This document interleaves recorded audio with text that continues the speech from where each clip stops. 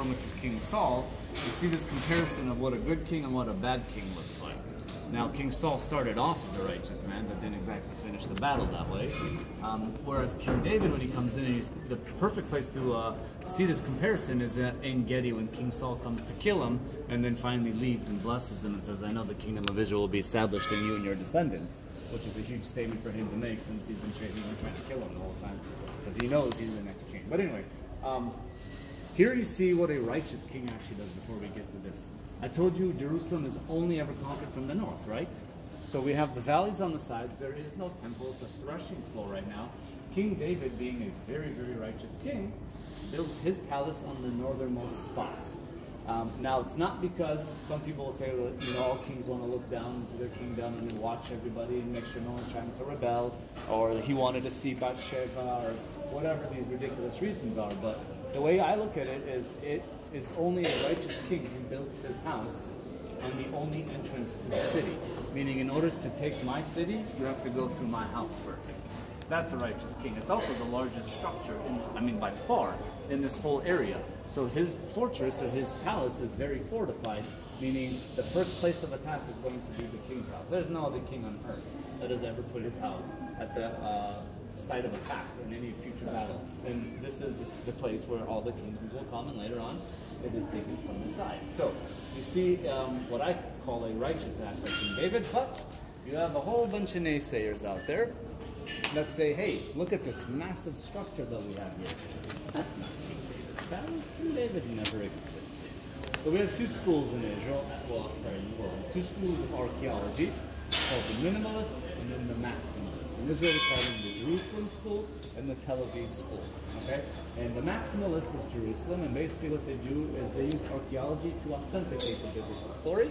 And then you have the Minimalists, or the Tel Aviv school in Israel, that they use the Bible, archaeology to disprove the Bible.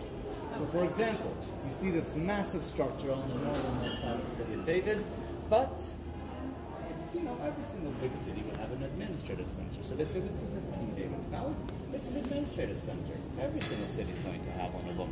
If it was a palace, it'd be lavish, it'd be huge. Especially, you guys say King David is who the Bible says he is. This king who conquered the whole land. Well, this isn't the palace of a man that owns everything in the area. This is very simple, okay? Which speaks more about King David than about the structure itself. But anyway, that he didn't build it, it's King Hiram built it, right? But so this is the conversation that we're going to begin here in the city of David. And the beautiful thing about this is, now these schools of thought started a long time ago.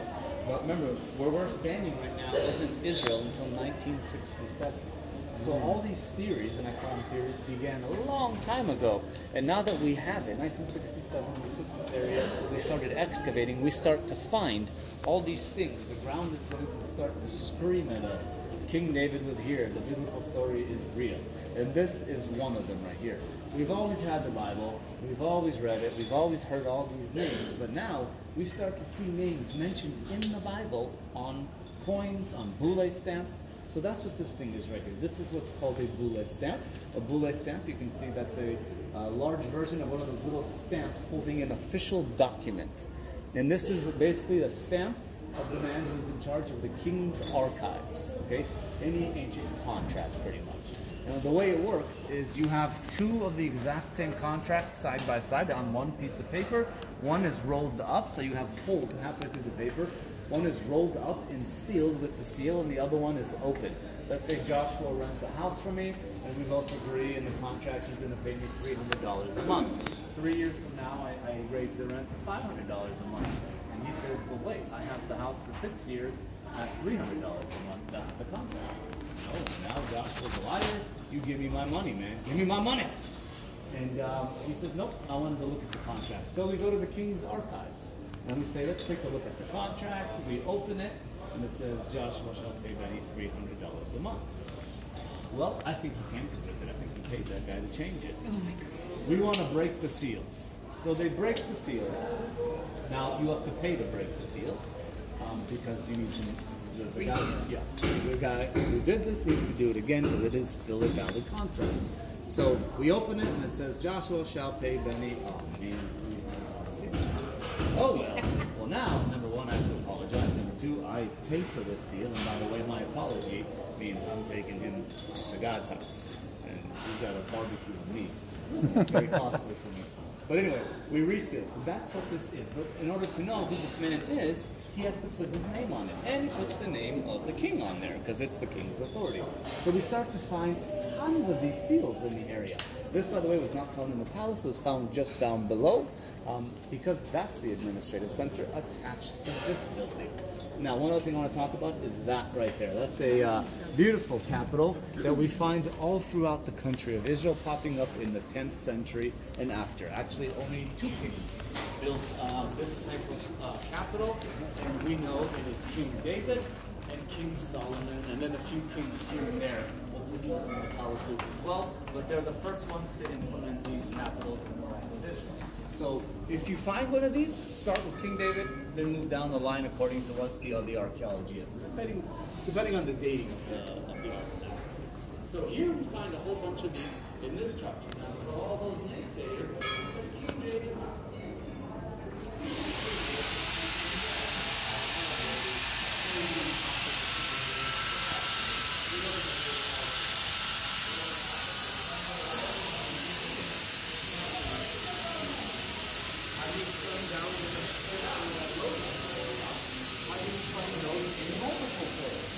How do you explain them way up north towards Syria? How do you explain them way down south? You can't do it all day through the 10th century. That's King David. Okay? So if we find those all around the country, we're going to find them all in this building. All these structures are also in this building, which is going to be King David because we're in the palace. Okay? So whoever built these, meaning he's not just a tiny local chieftain. He's a mighty, mighty warrior. Alright? Now, look at this is over there. You can see where it's channels that come all the way through here. They're just looking on the over there we have the pool, we got